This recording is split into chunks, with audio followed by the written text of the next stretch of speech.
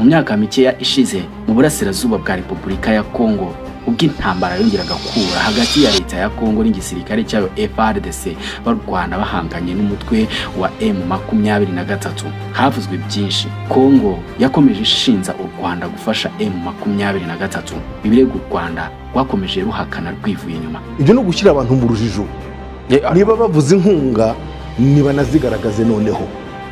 Gusa si icyo tugiye kugarukaho, ahubwo umunsi umwe perezida wa Kongo Etienne Félix Tshisekedi yagize ati Je vais réunir les deux chambres en congrès. Nzakoranya inteko ishinga amategeko imitwe yombi nk'uko biteganywa n'itegeko nshinga, hanyuma mbasabe uburenganzira bwo gushoza intambara ku Rwanda.